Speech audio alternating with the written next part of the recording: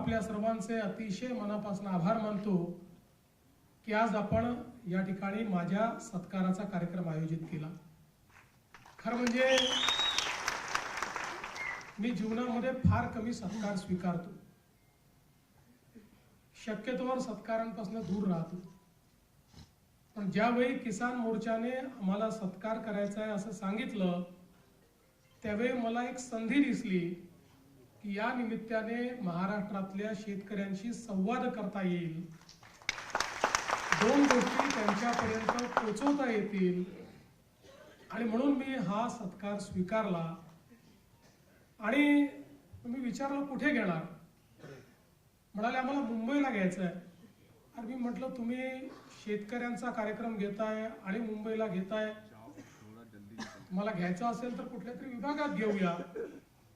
पण आमचे अध्यक्ष आणि संजय कुटेजी यांनी मला असं सांगितलं की महाराष्ट्राच्या राजधानीमध्ये येऊन आमच्या शेतकऱ्यांना प्रातिनिधिक स्वरूपात का होईना पण हा सत्कार मुंबईमध्येच करायचा आहे। मी त्यांना हो म्हटलं आणि आज हा सत्कार आपण केला।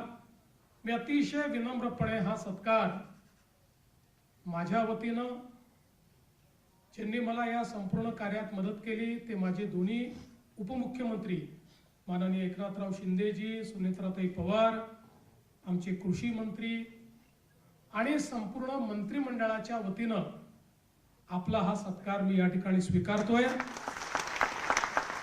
आणि या सर्व शेतकरी बंधू भगिनींचे मी अतिशय मनापासून आभार मानतो। खरं तर पहिल्यांदाच असं घडलं असेल की कर्जमाफीचा निर्णय कुठलीही निवडणूक डोळ्यासमोर नसताना घेण्यात आला।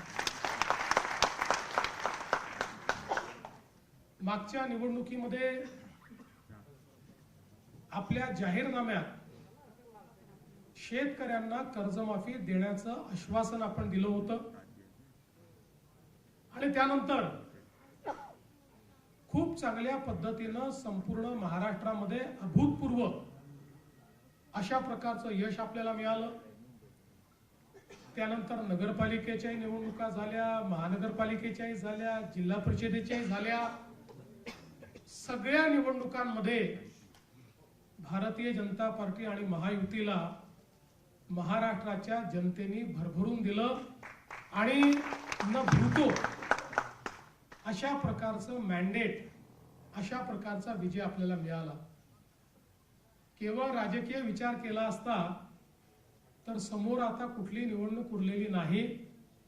त्यामुळे आता पुन्हा 2029 ला लोकांसमोर जायचं आहे, तर 29च्या जानेवारीत आपण कर्जमाफी करू अशा प्रकारचा राजकीय विचार आपल्याला करता आला असता। पण आपल्याकरता कर्जमाफी असेल, शेतकऱ्यांच्या हिताचे निर्णय असतील, हा कुठलाही निर्णय राजकारणाशी संबंधित नाही। राजकारण आपल्या जागी आहे, ते आपण करतो, ते करावंही लागेल। पण शेतकऱ्याचं हित बघत असताना कुठल्या गोष्टीमध्ये शेतकऱ्यांना कधी कुठला निर्णय हिताचा असेल याचा विचार करून तो निर्णय घेतला पाहिजे। आणि म्हणून अनेक लोकांना असं वाटत होतं की सरकार निर्णय करणार नाही, आपण आंदोलन करू, आपलं दुकान चालू राहील, आपल्याला प्रसिद्धी मिळत राहील। परंतु त्यांना हे माहिती नव्हतं हे महायुतीचं सरकार आहे, हे शेतकऱ्यांच्या देवाभाऊचं सरकार आहे।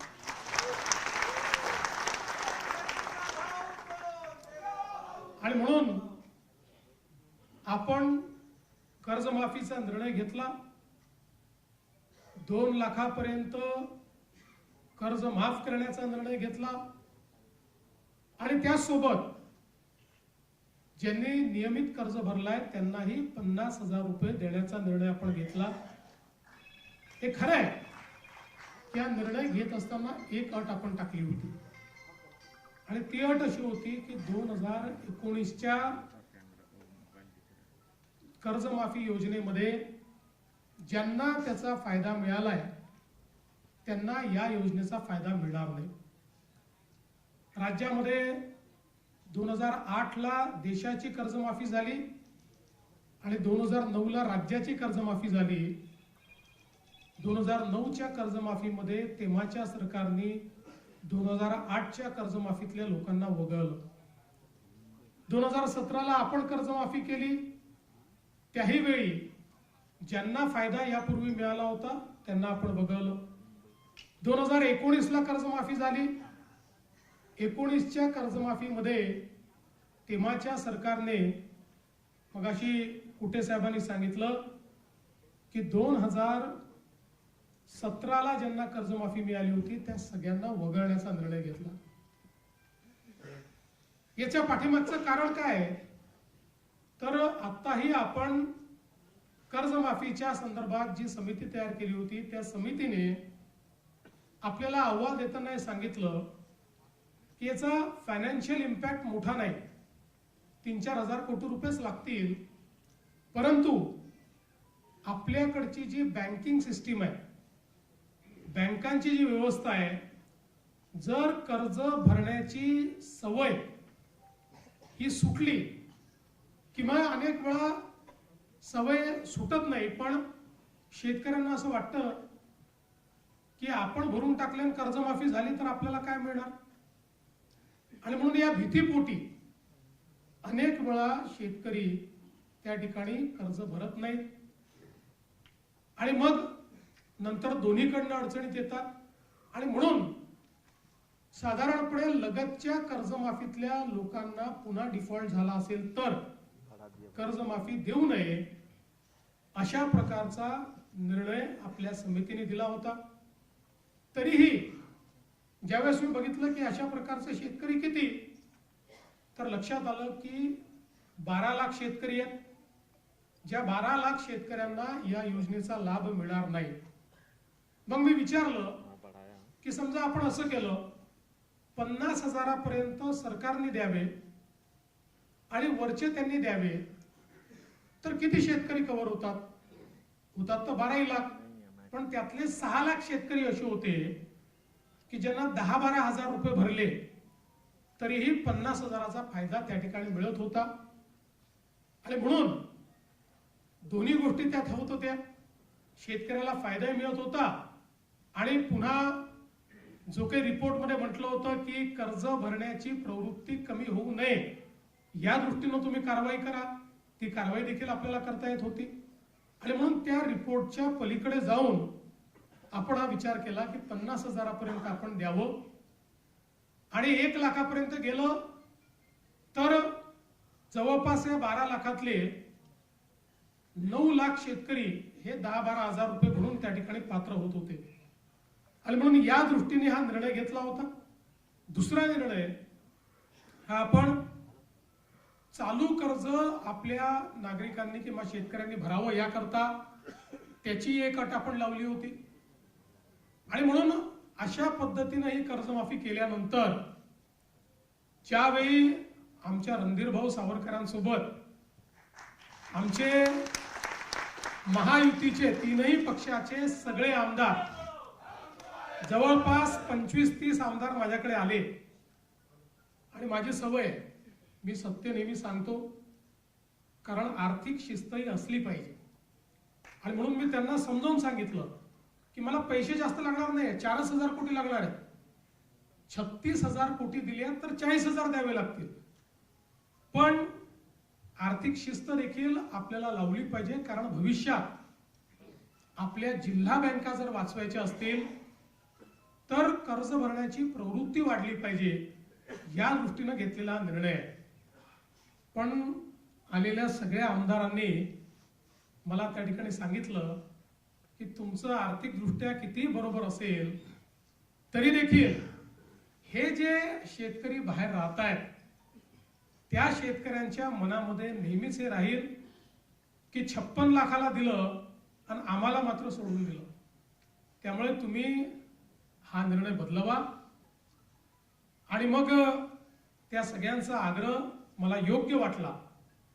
मी आमच्या सगळ्या नेत्यांशी चर्चा केली आणि त्या ठिकाणी निर्णय केला की यावेळी ही अट काढून टाकू आणि सरसकट 2 लाखापर्यंत सगळ्यांना कर्जमाफी. त्यामुळे जे 19च्या योजनेतही पात्र होते पण नंतर डिफॉल्ट मध्ये गेले, तेही 12 लाख शेतकरी याच्यामध्ये पूर्णपणे एकही पैसा त्यांना भरण्याची आवश्यकता नाही.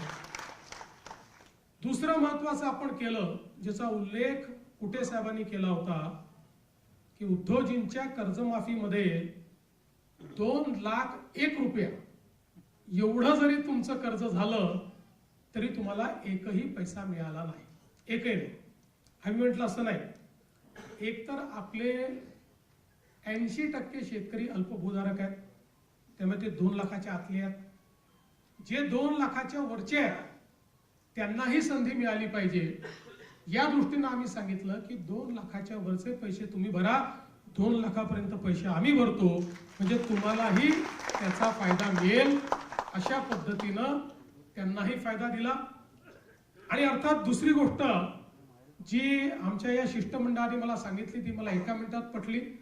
त्यांनी माझाच विषय माझ्यावर उलटवला.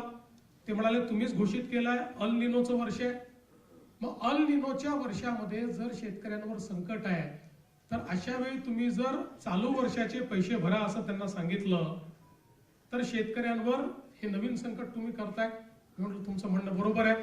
तात्काळ तीही अट आपण काढून टाकली.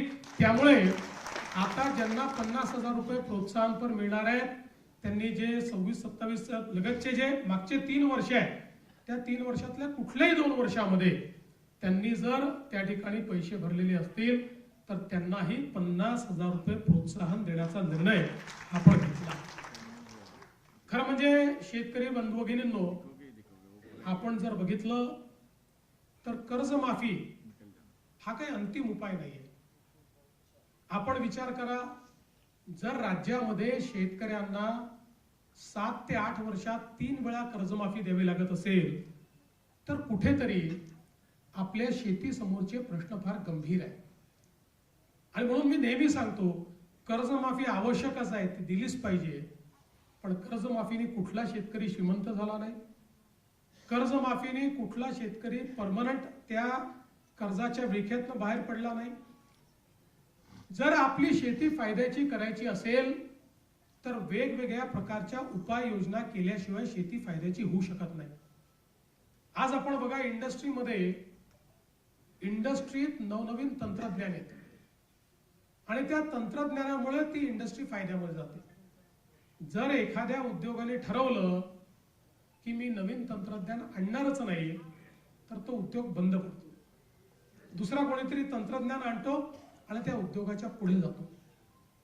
आमच्या शेतीचं क्षेत्र देखील असं आहे की या क्षेत्रामध्ये जर आपण नवीन पद्धती आणल्या नाहीत, या शेतीमध्ये आपण नवीन तंत्रज्ञान आणलं नाही तर शेती फायद्याची होऊ शकत नाही.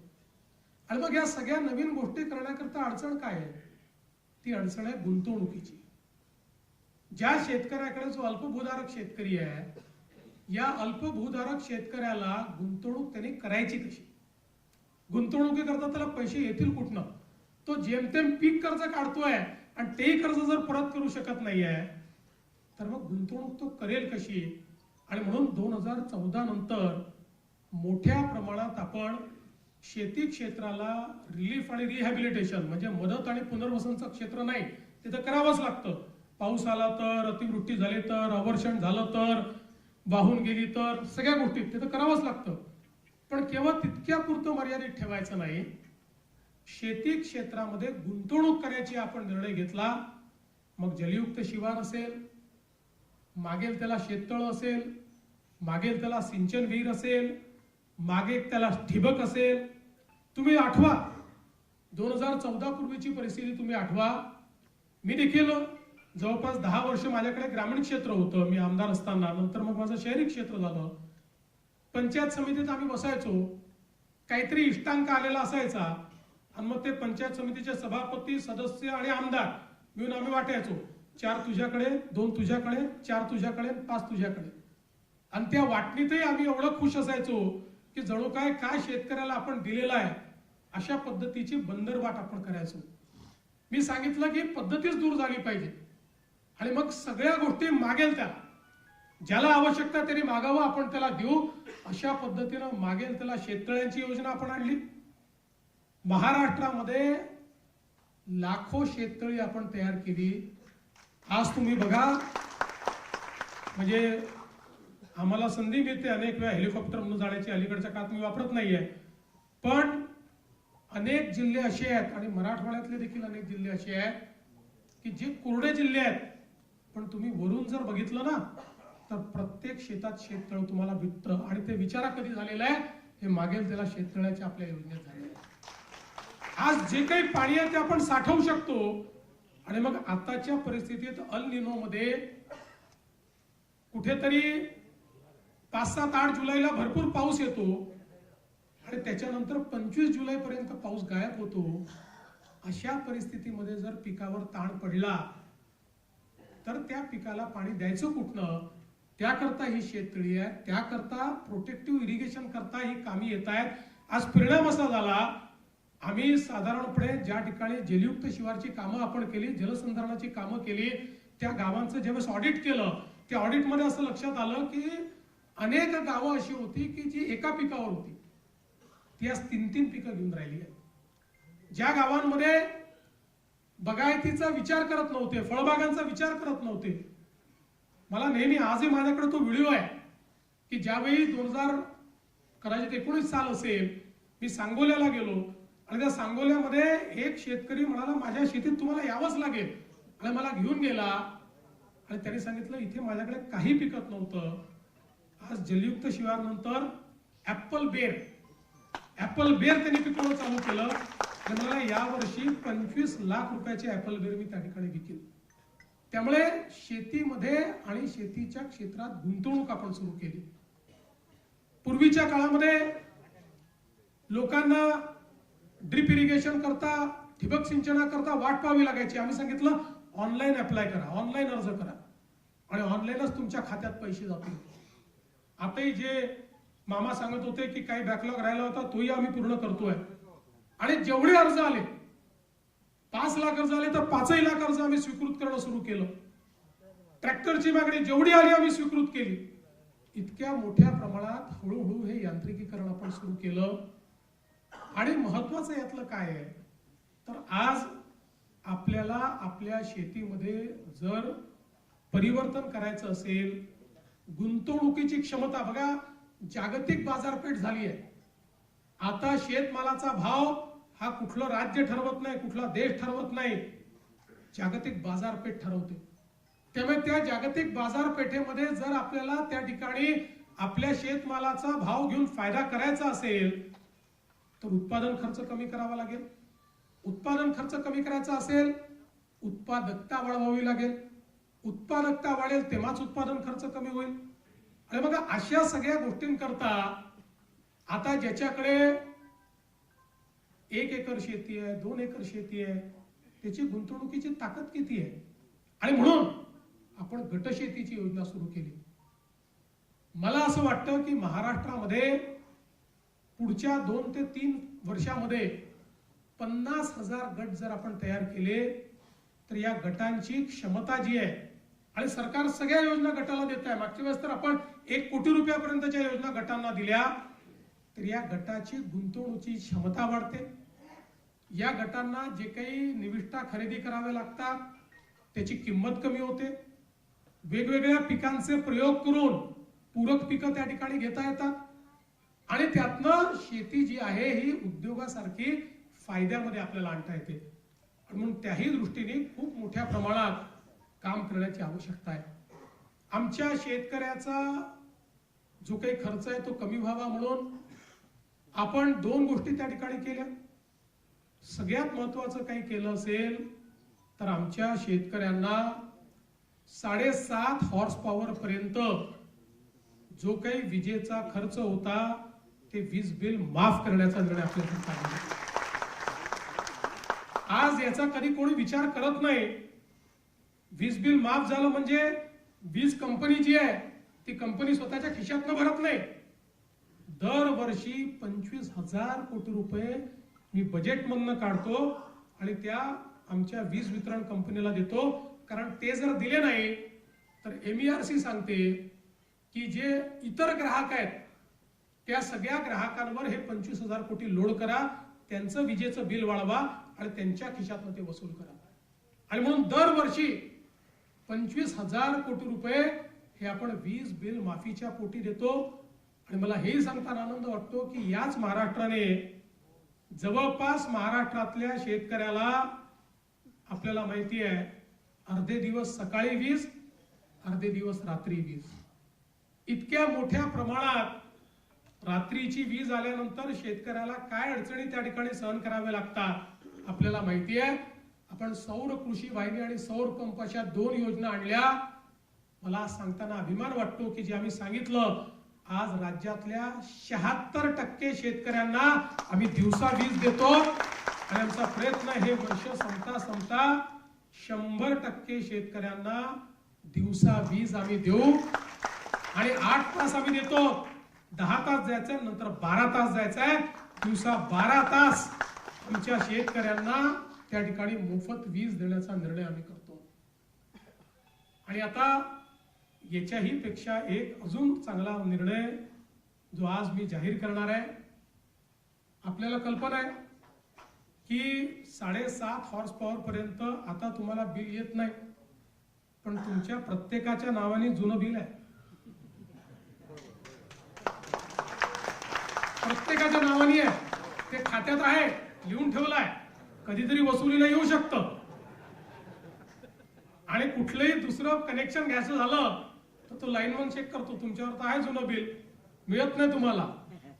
आणि म्हणून आता मी हा निर्णय घेणार आहे की 7.5 हॉर्स पॉवर पर्यंतचं जे जुनं बिल आहे, 48,000 कोटी रुपयाचं जुनं बिल वसूल करायचं आहे. ते 48,000 कोटी रुपयाचं जुनं बिल आम्ही माफ करणार आहोत.